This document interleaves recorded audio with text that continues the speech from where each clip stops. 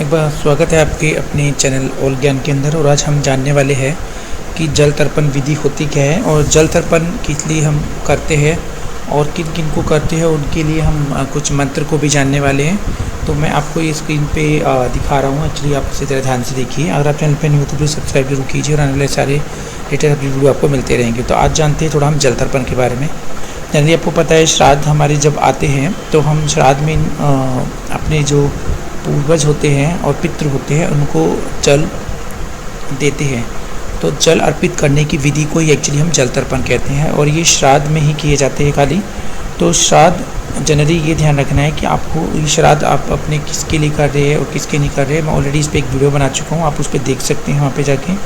दूसरा, आपको यहाँ पे मैं सिर्फ जल तर्पण के बारे में और उनको आप जो दे रहे हैं जल अर्पित करेंगे उस विधि को थोड़ा ध्यान से देखिएगा, जिसके बारे में आपको बता रहा हूँ। ओके, तो सबसे पहले मैंने आपको बता ही दिया है कि जनरली हम यहाँ पे क्या करते हैं, कुछ मिश्रित जल जो हम अर्पित करते हैं उसको यहाँ पे ही जल तर्पण कहते हैं। तो ये जल देना ही नहीं, उसके अंदर कुछ हम सामग्री और एक विधि के साथ एक्चुअली जल अर्पण करते हैं। और जनरली आपको पता है श्राद्ध हम अपने देवों के लिए और अपने वंश और जो हमारी संस्कृति है उसको ध्यान रखते हैं हम एक्चुअली बनाते हैं। और ये हर साल आते हैं और इस बार जो है आपकी 10 सितंबर से लेके 25 सितंबर तक चलने वाले हैं आपके। और इन श्राद्धों में आपको बस थोड़ा सा यही ध्यान रखना होता है, कोई भी नए कार्य नहीं किया जाता है। साथ ही साथ आपको इसके अंदर इन चीज़ों का भी ध्यान रखना होता है कि किसी तरीके का आप जो है यहाँ पे कोई जो शुभ इट मीन्स किसी भी तरह का जो कार्य करेंगे तो उसमें आप टाल दीजिए, आप इनके बात करेंगे, क्योंकि यहाँ पे हम अपने पूर्वजों और पितरों को याद कर रहे हैं। तो अभी उनकी ये स्पेशली बनाया जाता है यहाँ पे उन्हीं के लिए। तो उनको हम जो है यहाँ पे खाना जल अर्पित वगैरह इस तरीके की चीज़ें हम करते हैं और दान वगैरह भी हम इसके अंदर करते हैं। तो उसी के लिए हम एक्चुअली श्राद्ध वगैरह बनाते हैं। तो अब बात कर लेते हैं थोड़ा हम जल तर्पण की। तो सबसे पहले हम देखते हैं कि हमें ये चीज़ देखनी है कि जल तर्पण की एक तो विधि क्या होती है और साथ ही साथ उसके मंत्र वगैरह। तो सबसे पहले हम विधि के बारे में थोड़ा कर लेते हैं। जनरली इसमें होता है क्या है कि हम जितनी भी जो सामग्री है उनको हम लेके बैठते हैं दिशा दक्षिण की ओर मुख करके अपना, और साथ ही साथ हम हाथ में जो है अपना जल कुशा अक्षत और पुष्प और काले तिल लेकर दोनों हाथों जोड़कर पितरों का ध्यान करते हुए उन्हें आमंत्रित करते हैं। तो और पितरों का नाम लेते समय आप कृपया ये अपने दिए जल को आप ग्रहण करें और जल पृथ्वी पर 5 से 7 ये 11 बार अंजलि से गिराए जाते हैं, यानी हाथ से अपने। ओके, तो आप फिलहाल थोड़ा सा ध्यान देना है। तो जल के साथ कुशा का मतलब यहाँ पे घास है। क्या अगर घास आपके पास उपलब्ध नहीं रही, छोटी छोटी घासें जो उग जाती है, मैं उनकी बात कर रहा हूँ, उनको इकट्ठा कर लेंगे, उनसे एक्चुअली हम करते हैं। और जो अक्षत होते हैं वो चावल होते हैं यहाँ पे, और पुष्प माने फूल होते हैं, तो उनका यूज़ करना है आपको। और साथ ही साथ काले तिल आपके हाथ में होने चाहिए। उनका ध्यान करते समय आपको जल नीचे अर्पित करना है। ओके, आप जो अपने हाथ में लेते हैं, ओके, उस तरीके से। तो ये होता है इसका सिंपल सा तरीका। तो ये विधि इस तरीके से यूज़ करनी है। आप थोड़ा मंत्र के बारे में बात कर लेते हैं यहाँ पे। तो अगर हम मंत्र की बात करें तो जल देने का जो मंत्र होता है वो जनरली ये होता है। तो इस मंत्र में थोड़ा सा आपको ध्यान रखना है, इसको उसी टाइम आप बोलेंगे जब आप इसका यूज़ कर रहे होंगे।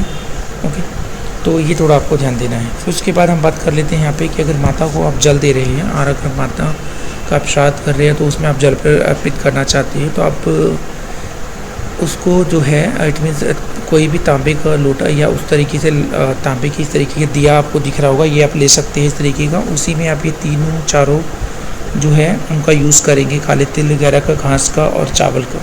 ओके, उनके थ्रू आप यहाँ पे डालेंगे। दूसरा, जब आप अपने माता को जल देंगे तो उसमें आपको अपनी माता का नाम लेते हुए ये मंत्र आपको पूरा पढ़ना है, ये ध्यान रखिएगा। तो ये मंत्र आपको जब ये उसी मंत्र पढ़ रहे हो तो 5 से 7 ये 11 बार तक आपको नीचे ये जल अर्पित करना होगा। ये आपको हमेशा ध्यान रखना है, दक्षिण दिशा की ओर ही आपको बैठना है खाली।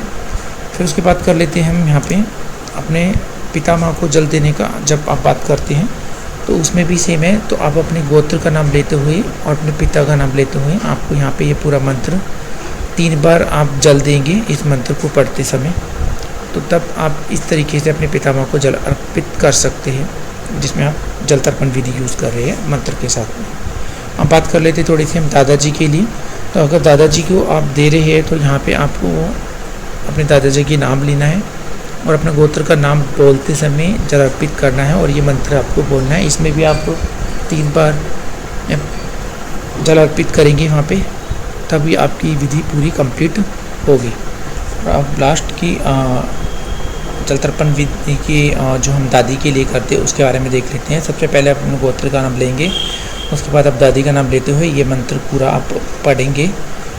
ओके, इस मंत्र को आपको जितनी बार माता को जल दिया है दादी को भी जल दें, ठीक है। ये थोड़ा आपको ध्यान रखना है कि इस मंत्र में जितनी बार माता को जल दिया है दादी को भी जल उतनी बार आपको देना है। तो ये एक तरीका होता है आपको देने का। तो आपको अगर 3 बार दिए तो 3 बार आप यहाँ पे दादी को भी देंगे। ओके, तो ये तरीका आपको याद रखना है। ये आपकी दादी के लिए था मंत्र, तो ये मंत्र आपको पूरा ध्यान रखना है। गोत्र का नाम और अपनी माता दादी का नाम लेते हुए ये मंत्र को पूरा आपको 3 से 11 बार आप इसको यूज़ कर सकते हैं बोलते समय। आई होप ये वीडियो आपको अच्छी लगी होगी, तो जल्दी से शेयर और लाइक कीजिए और आपका दिन मंगलमय हो। Thank you very much and have a nice day.